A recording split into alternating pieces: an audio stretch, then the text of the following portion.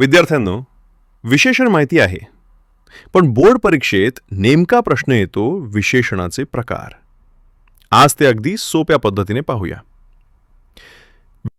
नाम किंवा सर्वनामाबद्दल अधिक माहिती देणारा शब्द म्हणजे विशेषण.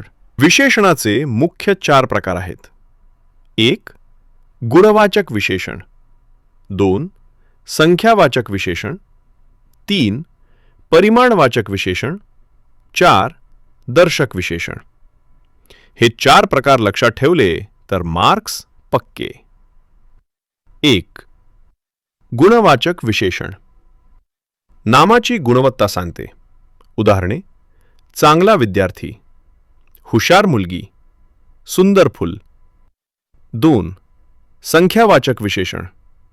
नामाची संख्या किंवा क्रम सांगते. उदाहरणे: 2 पुस्तके, पहिला क्रमांक, अनेक विद्यार्थी. 3. परिमाणवाचक विशेषण. नामाचे मोजमाप, प्रमाण सांगते. उदाहरणे: थोडं पाणी, जास्त काम, भरपूर दूध. 4. दर्शक विशेषण. नाम दाखवते, निर्देश करते. उदाहरणे: हा मुलगा, ती वही, ते घर. लक्षात ठेवा, विद्यार्थ्यांचा सर्वात जास्त गोंधळ होतो संख्यावाचक आणि परिमाणवाचक विशेषण यात. मोजता येतं. संख्यावाचक विशेषण 2, 3 मोजता येत नाही. परिमाणवाचक विशेषण थोडं, जास्त. खालील वाक्यातील विशेषणाचा प्रकार ओळखा. 3 विद्यार्थी मैदानात उभे आहेत. ए. गुणवाचक. बी.